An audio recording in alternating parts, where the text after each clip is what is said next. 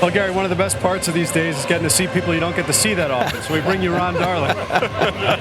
Ronnie, how was that? I mean, you're here around a lot. You see a lot of the guys, but to get together again one time here 40 years later, what is that like for you? Well, there's a couple of things. One, you think that as a grown man, you kind of downplay it. It was 40 years ago. What's the big deal? And then you get amongst all these friends and people that you threw down with, and you get very emotional. It's a very strange thing. Dwight and I stood on the top steps of the dugout here, and literally we were halfway into 86 with each of our starts, talking about them. Remember you in Houston? How about the Cubs when you shut them out? Just back and forth. And then the second part of it, Steve, is that I spent my whole career as a player trying to zone in on the person hitting. But when you sit there, you look up, and there's all these people, and these people that used to come watch you play, and it's kind of like, I don't know, it's like breaking through the fourth wall. It just, I don't know, it's a strange, beautiful feeling. You know, you talk about you and Doc going back and forth about all your starts. That pitching staff was so dominant in that season. What was it beyond just the talent that allowed you guys to really drive each other to that level? Well, I think for the pitching staff, in general, is the versatility. Every guy threw a little different. You know, Dwight was the best of the world. Sid Fernandez threw bottom to top and was almost unhittable. Bobby O had the great changeup. Of course, I had whatever I had. It was just a complete pitching staff, but it also was an amazing fraternity. We used to bet against each other who's going to get the most hits, who's going to hit the most home runs, who was going to catch the most pop-ups, sacrifice bunts. All of that stuff made it fun. Ronnie, obviously it's a team with such iconic moments and iconic games that everybody always latches onto. Is there one thing, though, that people, in your opinion, don't talk about enough? Well, you know, all the extracurricular stuff gets talked about all the time, but it's the only team I played in 15 years in the major leagues, minor leagues, that if they were beating you 5-0, they wanted to beat you 15-0. It was relentless. I wouldn't advise it spiritually to anyone to go down that road, but that's kind of how that team was. They wanted to, if not embarrass you, they really wanted to stick it to you. And that was the only team I played like that in the major leagues. Ronnie, you're done with me today. I promise you I will not bother you for at least another 24 hours. Thanks. Enjoy it, my friend. Appreciate it. Guys, here with Darryl Strawberry. And Darryl, Gary was just talking about the staff on this team. Everybody looks at the players, but, you know, the staff. And obviously, it's a bittersweet moment today without Davey.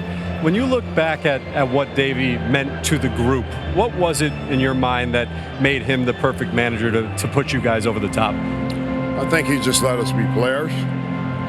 He believed in us. You know, after that season in '85, winning 98 games and going home, coming back to spring training in '86, one meeting, we're going to win it all, we're going to dominate. And we went out there and we just thought to ourselves, as a group, we got to stay together. It's got to be a brotherhood. We got to play for each other.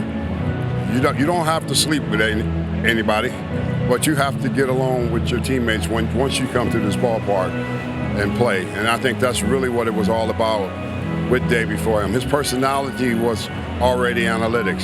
He already knew how to put people in positions to be successful. You know, put Tuffle in when you needed to put him in. Put this guy Mitch in when you needed to put him in.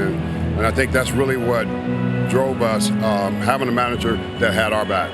Darryl, you were a part of so many iconic moments during that run, but you were right in the middle of everything in that iconic Game 6 against Houston. When you go back and think about the mentality of that game, that ninth inning when you're down 3-0, how much was it about, hey, we're trying to get it done here, as much because we don't want to go up and face Mike Scott again in Game 7? It was all about staying together. And you know, Davey brings Lenny off the bench to pinch hit. He leads off with a triple. We knew right then we were back in the game. We had came back so many times that season, so it wasn't like a surprise to us how to do this. We just needed a spark. And Lenny was that spark coming off the bench to get us going. And once we got going, everybody just picked up. It was just like a pickup from everybody because we knew the fact that we didn't want to go back into Game 7. We didn't want to face Scott again. We knew we couldn't beat him. He got all in our heads, so we just needed to focus on that game and try to win that game. And that was a game of the century, but we fought through it. And that's what I loved about this team. This team had a drive in it like never before. Darryl, when you cover baseball on a daily basis like I do, you hear all the time about players saying it's only about today. You have to focus on the moment. But was there a time as that season was going on where you and your teammates were coming to this realization that something really special is coming together right now? Well, we knew that during the course of the season. We picked it up and we took off and we clinched early, so we already had that position for the playoffs. We knew the Astros were going to be tough, and we just had to beat Nolan and Nepper to be able to have a victory over that series, and that's what we were able to do. Stay close in those games because our pitching staff always kept us in those games. And when you're down 1 or 2 or 3 runs, we always knew that we could come up with the big hit. You know, when I hit that 3-run homer off of Nepper, you know, what Keith was telling me, keep my shoulder in, and then when I get to home plate, he's darn near killed me. That's the kind of energy that you need on the ball club, and we had that. We had that with the veteran players. We had it with Carter. We had it with Hernandez. We had it with reunite. And you blend in with a bunch of young players who were learning how to play the game. I was just 24 years old, and you think this is going to happen all the time. It was the greatest experience that I ever experienced being in the playoffs. You've always watched that on television as a kid and hoping you could be in that position one day, and there I was, facing Nolan and hitting that home run off him and tying the ball game, and we were going to win that ball game. Almost nobody is going to know what it's like to actually be on that field, do those things with Shea Stadium just, I mean, almost crumbling around you. Can you try and articulate what those moments, what winning the World Series, what coming back in Game 6 felt like with everybody and all that emotion pouring down on top of you guys? Those are moments that you just embrace from the fans, from the city, because they rallied around us and they just allowed us to be the kind of team that we were. You know, it had swagger, had personality, had craziness, had a little bit of everything, but it was good for the fans. And when you have your fans like this and this fan base that love a winner, that's what they expect when you come to the ballpark. So we was going to bring it when we came to the ballpark, and just hopefully these guys that are playing now know how good of a fan base they really have, and they want to win, and they love you. Once you win for them, they will love you forever. Certainly the case. Straw, always great to see you. Enjoy the rest of the day. Thanks for a few minutes. All right, thanks for having me, Steve. Guys, here with Kevin Mitchell. Kevin, you were just a rookie on that team, and now it's 40 years later. How has your perspective on winning a world championship, the way that you guys did, changed in all that time? I tell you what, for me, it was, I didn't know what I was really into, you know what I'm saying?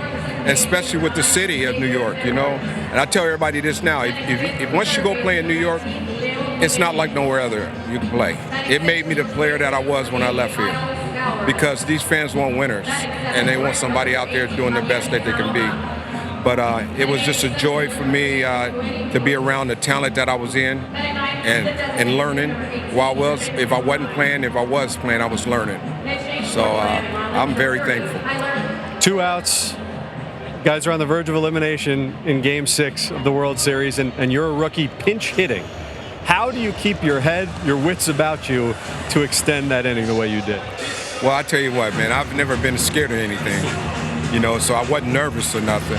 But I just told him, you know, I'm either going to be the hero, not going to be the zero. Somebody else going to have to do it.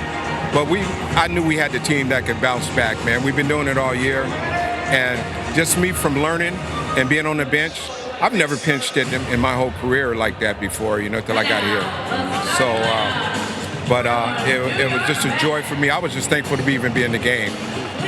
But I wasn't going to try to disappoint these fans where, you know, if I did make that out, then I wouldn't be here. You know what I'm saying? So, but it was a blessing.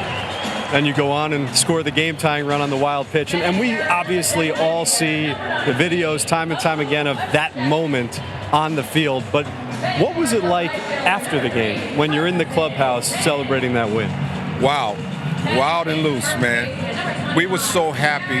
I mean, Game 6 felt like we won the World Series. So when we came back the next day, it was a piece of cake for us, man. We enjoyed it. You know, we knew what we had to do. Once you open the door, we closed it. You know what I'm saying? So, but it just winning that Game 6 was the strength that gave us. You know, like Samson lost his ponytail. You know what I'm saying? So we gained our hair back and was ready to go. Kevin, you mentioned playing in New York early on in this conversation, and everybody talks about how there's something harder about doing it here, something intangible. What was it in that group with that team that intangible that got you guys ultimately over the top? I think it's the fans. Fans do it all the time. These are some great fans, man. They want winners. You know, if they don't have it, then you're going to hear the disappointment in them. You know what I'm saying? And I'm just hopefully this team that they got now is very good. You know, I watch the game every day at home, trying to see what the key is and what's going on. But I think they're going to get it together, man, and play together. You know, I think losing Soto for a couple of weeks, you know, that hurt. You know, he's a big part of this team, man. He's a spark plug. But, you know, like I was just talking to the little second base Simeon. And, you know, I think he's going to turn it around for him because I know he's a better player. I watched him play, you know, as he came up in the American League. Real quickly, since you watch every day, how's the broadcast? How's the broadcast? Yeah, how's the broadcast? You guys are great, man. I tell you, I just told Keith, man, I love hearing all the broadcasts and stuff and you guys talking. Man, you guys are great, man. You guys are funny, you know, and I enjoy it. I have a choice to watch the other broadcasts. I'd rather watch the guys that I love hearing, you know. That's a bounce pass right back to you, Gary. Kevin, your check's in the mail. Thanks so much. Enjoy the rest of the day. All right, appreciate it.